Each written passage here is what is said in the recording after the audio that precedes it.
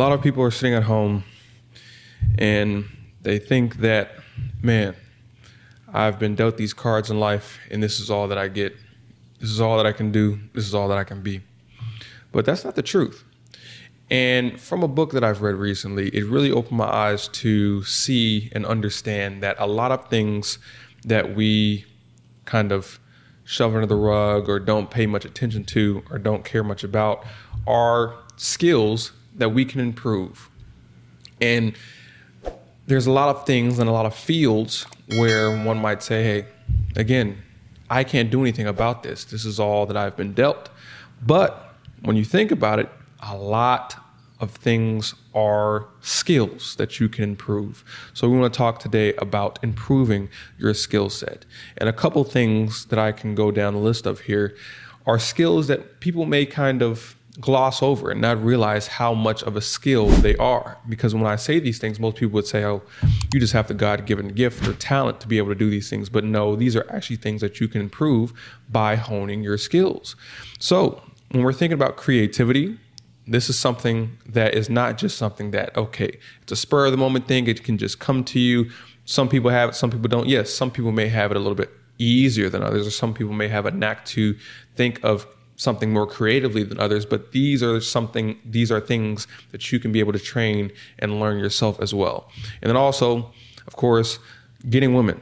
A lot of people are like, oh man, if I look a certain way, then there's no way for me to get women. However, no, it's a skill. You have multiple ways to, this old country saying, there's multiple ways to skin a cat.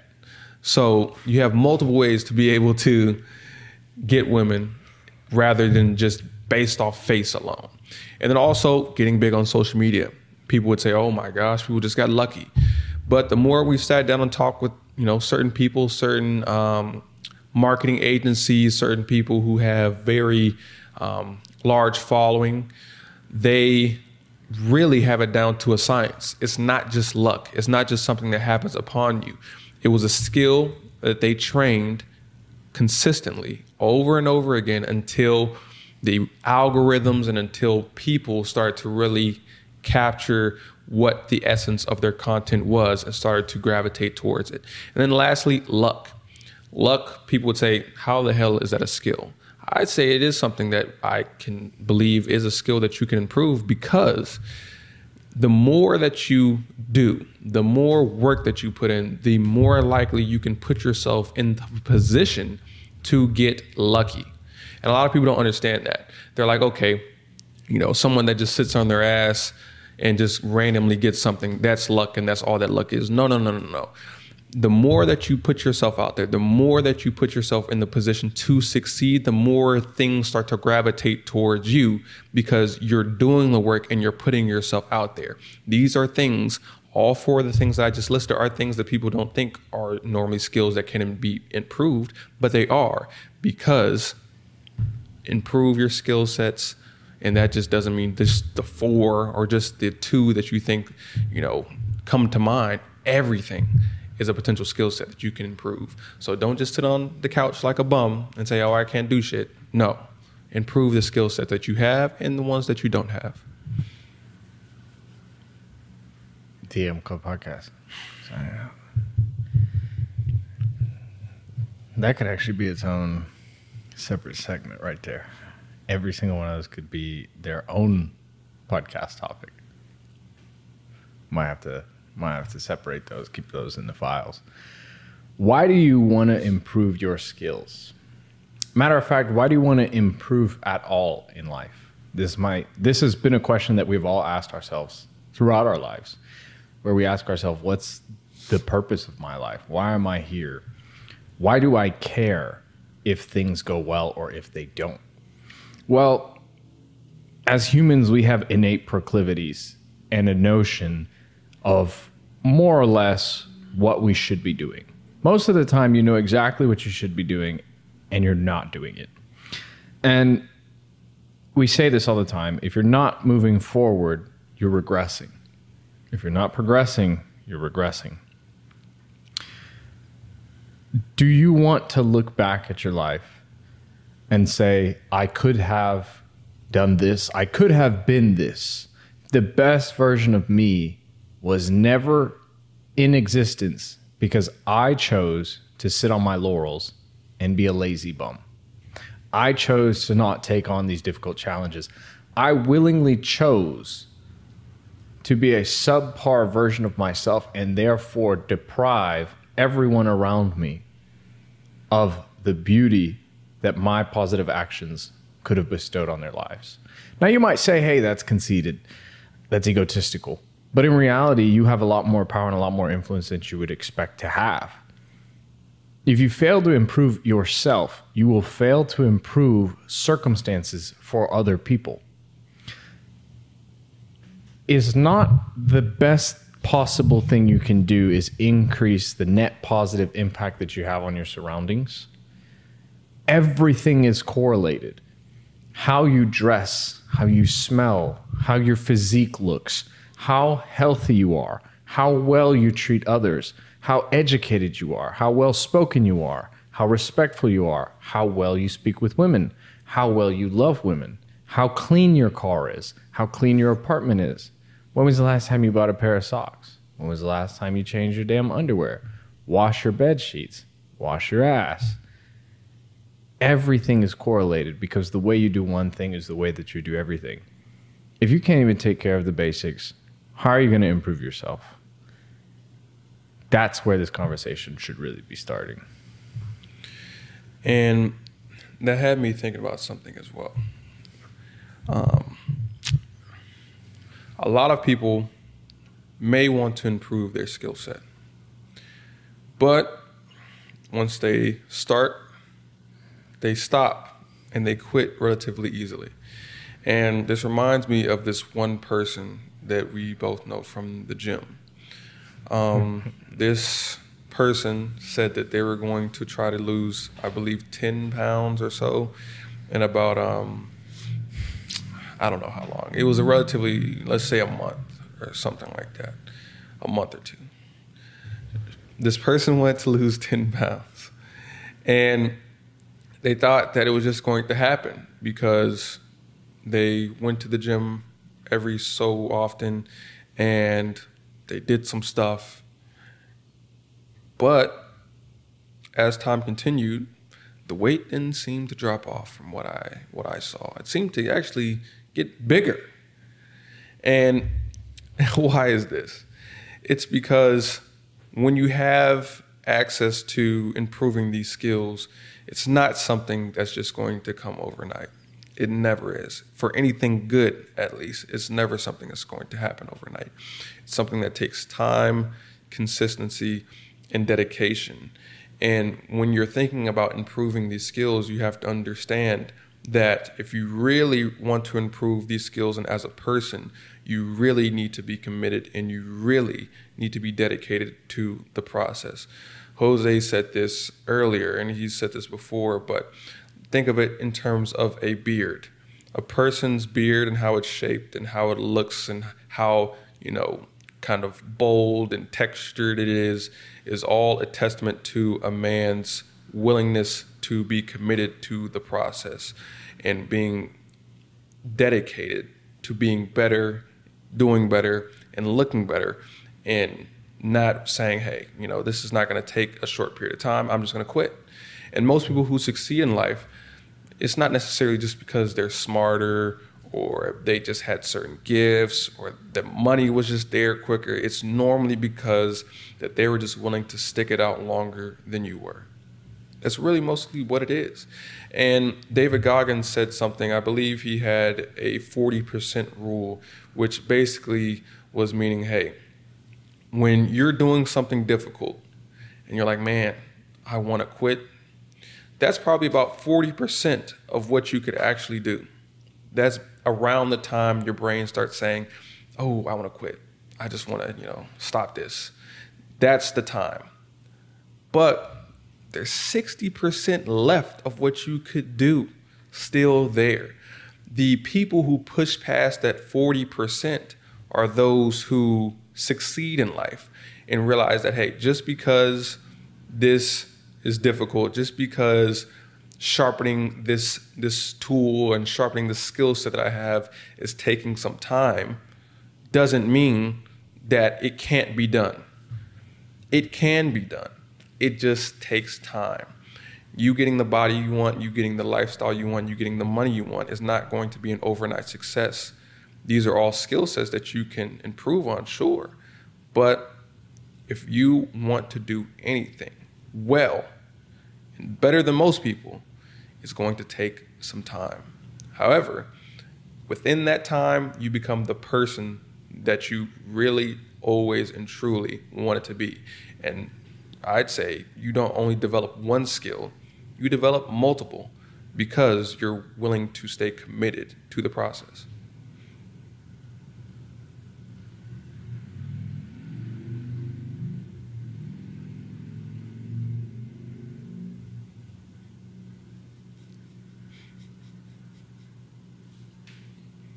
See what I did there? Yeah. Austin's always told me to shut up, and I'm improving myself by being quiet in the corner over here. So getting better at that skill. Yeah. Yeah. How do you identify what skills you need to improve at? That's a very interesting thing. And I think it has a lot to do with what we spoke about last podcast, was essentially knowing yourself. A lot of people don't know themselves. And say, even if you don't, if you have the people around you who can be able to say and be candid with you and say, hey, look, here's what I think that you can improve on. Here's what I think that you can do better. That helps. But knowing yourself really helps you be able to get to the bottom of what you need to improve on. Because there's a stark difference between need and want. Because I feel like a lot of people know what they want to improve on, but they don't know what they need to improve on. Knowing the difference between the two can be very beneficial, because even if you want to improve on something, that's cool. But I think what you need to improve on probably will be more beneficial for your overall, matriculation through life and an upward trend of success for your life as well, is knowing what you need to improve on as opposed to what you want to improve on. Because I may want to improve on, getting my basketball shot better, but I'm not going to the fucking NBA. What do I need to improve on? Business acumen, or business acumen, learning how to be a good orator, learning how to sell better, things of that nature. That's what I may need to improve on. But what I want to improve on could be some frivolous shit. I said rarely before. Rarely do they often kind of coincide, I'd say. If you're a wise person, what you want to improve on, what you need to improve on, I'd say coincide more often. But for most people, I don't think they kind of go together that often. But that was a great question. I like that. Thank you, sir. How do you feel about that? I feel like it made me think of something that I don't remember what it is. I know that's a very convoluted sentence, but that makes me think of the main skill that will improve all of your skills and will just overall improve the well-being of your life. And that's discerning where you need to improve. Because by discerning where you need to improve, you can set your direction. And by setting your direction, you can direct all of your energy towards that direction and those goals and those actions that will lead to the outcomes that you need to happen in your life. What do we coin that meta term that describes the skill or the ability that sets the direction of your life? Demystifying the message, right? I'd say. Because if you don't understand what life or what things are telling you to kind of go down the pathway of, then you're just, like you said, you're going to go off course. You're not going in the direction that you should be going. But if you're able to demystify the message of life, then you're able to go in that right direction. Because often I'd say we are getting told, or we're being given the signs of what we should do, but we have those blinders that horses have on. We're not seeing everything. We're not seeing the whole field. We're not seeing the things or all the information. So when we have those blinders on, it's a lot harder to demystify the message. Because from a horse's perspective, it's like, okay, just the track, just the race. Like, that's all there is. However, if you take those blinders off, they get distracted with a whole bunch of things. Okay, there's a lot of people, there's lights, there's flowers over here, those look nice, blah, blah, blah, blah. So when you have all the information, you're better able to determine what to do. Because that's why I think most people also kind of get stuck in life, is because they don't know how to demystify the message. And that is something that I believe is a skill, and it kind of flows into creativity as well. Because if you're able to check out your surroundings, look at things around you and say, hey, this makes sense with this.